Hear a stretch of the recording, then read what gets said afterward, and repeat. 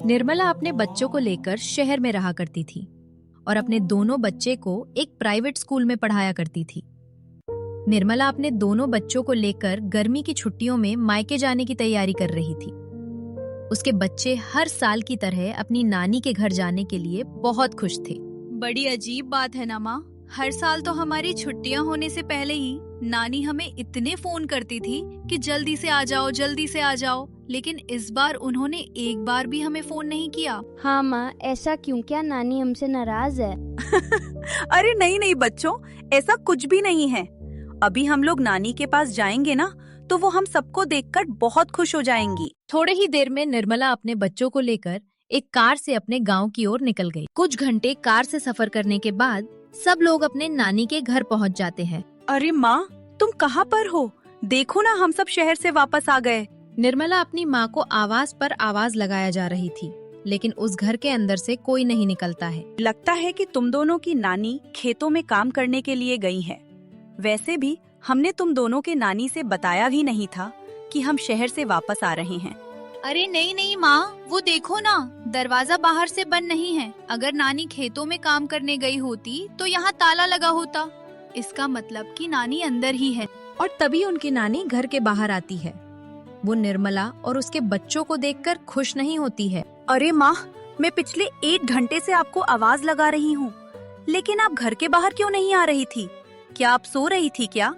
अरे हाँ, मैं सो रही थी, लेकिन तुम लोग यहाँ ऐसे अचानक से क्यों आ गए हो? अरे नानी, हम तो आपको अचानक से आकर सरप्राइज देना चाहते थे।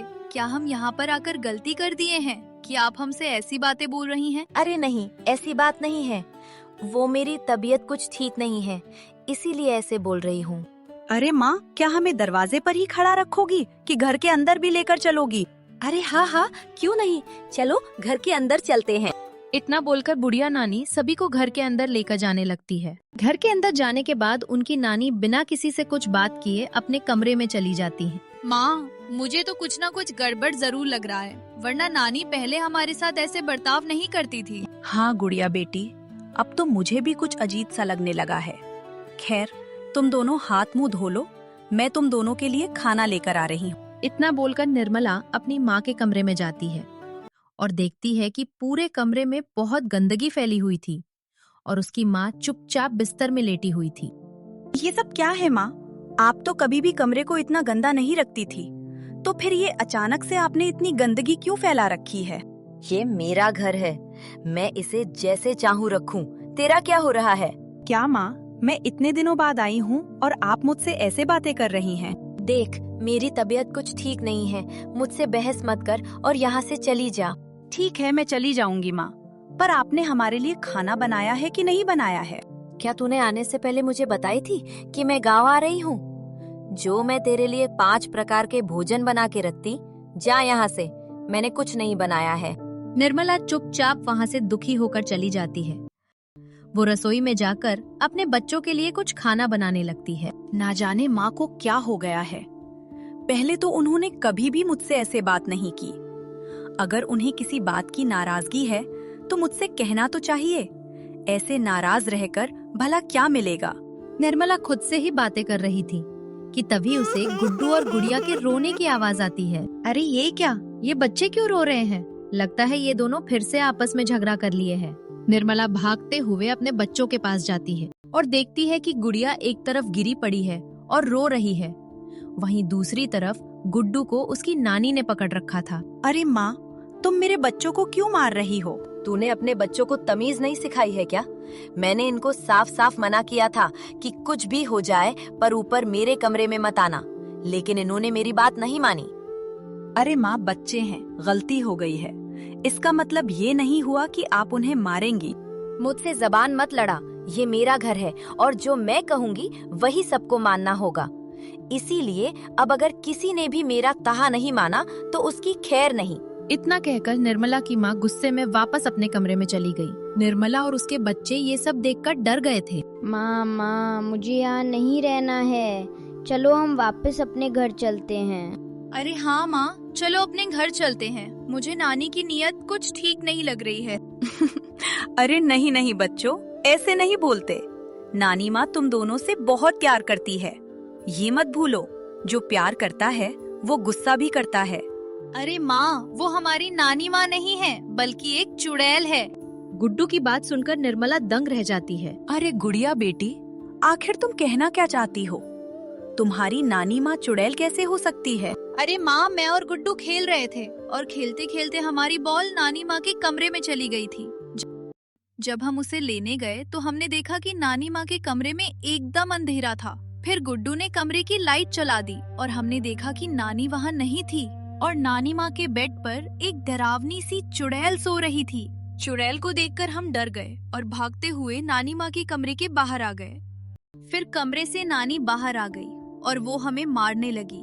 माँ, हमें पूरा यकीन है कि वो हमारी नानी नहीं है। बच्चों, अगर तुम दोनों सच बोल रहे हो तो तुम्हें यहाँ नहीं रुकना चाहिए।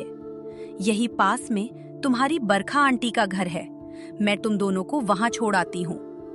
फिर मैं बरखा आंटी के साथ यहाँ आकर देखूंगी कि आखिर मामला क्या है। ठीक है माँ, लेकिन आप भी अपना ध्यान रखना। बरसा निर्मला की बचपन से दोस्त थी और वो उसके घर के पास में ही रहती थी। निर्मला अपने बच्चों को बरसा के घर लेकर जाती है और उसे सब बातें बता देती है। क्या बात कर रही हो निर्मला? अगर तुम्हारी माँ के अंदर सचमुच में कोई चुड़ैल घुस गई होगी तो हम क्या करेंगे? मुझे तो कुछ भी समझ नहीं आ रहा है। अरे हाँ बरसा बहन, मुझे भी कुछ समझ में नहीं आ रहा है, पर हमें जल्दी से कुछ करना होगा, वरना वो चुड़ैल मेरी माँ को भी मार डालेगी। अरे निर्मला, मेरे हिसाब से हमें तुम्हारी माँ पर कुछ समय नजर रखनी चाहिए। शायद इससे हमें पता चल जाए कि वो चुड़ैल तुम्हारी माँ से क्या चाहती है। हमें तुम्हारी माँ के ऊपर चोरी चुपके नजर रखना होगा। ठीक है, फिर चलो चलते हैं। वैसे बरखा, तुझे याद है ना कि मेरे घर के पीछे में एक खुफिया दरवाजा है जिससे हम आसानी से घर के अंदर जा सकते हैं और माँ को पता भी नहीं चलेगा। हाँ याद है, जब भी हम देर तक पार्टी करके घर लौटते थे तब तो उसी दरवाजे से अंदर जाया करती थी ताकि आंटी को पता ना चल सके कि हम देर रात तक पार्टी मनाते हैं। हाँ हाँ, अब जल्दी से चलते हैं। ये हंसी मजाक करने का वक्त नहीं है। मुझे माँ की बहुत चिंता हो रही है, उनकी जान खतरे में है। हाँ हाँ ठीक है, चलो, मगर बिल्कुल भी शोर मत करना। हमें चुपचाप जाकर पता करना पड़ेगा कि आखिर वहाँ हो क्या रहा है। कुछ देर बाद वो दोनों चुपके से अपनी माँ के कमरे में पहुँचती है और तभी उन्हें कुछ आवाजें सुनाई देती है। एक आवाज काफी डरावनी थी और दूसरी आवाज निर्मला की माँ की थी। तूने मेरे शरीर पर कब्जा कर लिया है, इसका मतलब ये नहीं हुआ कि तू मेरे नाती पोता को मरेगी। मुझसे जवान लड़ा रही है। आज तुझे भी मार डालूंगी और तेरे शरीर पर हमेशा के लिए कब्जा कर लूंगी। बस एक बार तेरा शरीर मुझे मिल जाए, उसके बाद मैं दुनिया का सबसे ताकतवर चुड़ैल बन जाऊंगी। बस आज रात का इंतजार है। जैसे ही निर्मला इतना बात सुनती है, वैसे ही दौड़ते हुए अपनी माँ के पास जाती है। अरे माँ, तुम डरो मत, इस चुड़ैल से मैं लड़कर तुम्हें बचाऊंगी। तू और मुझसे लड़ेगी? तेरे जैसे इंसानों को तो मैं एक पल में मसल सकती हूँ। चुड़ैल निर्मला के पास जाती है और धक्का मारकर गिरा देती है और तभी पीछे से बरखा का पति आ जाता है, पर उसके हाथ में शिवजी का त्रिशूल होता है। बरखा का पति त्रिशूल के सहारे चुड़ैल को जोर जोर से मारने लगता है। थोड़ी ही देर में बरखा का पति चुड़ैल को इतना मारता है कि वो चुड़ैल वहां से भाग जाती है और निर्मल और उसकी माँ उस चुड़ैल के चंगुल से आजाद हो जाती हैं। धन्यवाद बहन। अगर तुम और तुम्हारे पति आज नहीं होते तो आखिर मेरी माँ का क्या होता? मैं शायद उन्हें हमेशा हमेशा के लिए खो देती।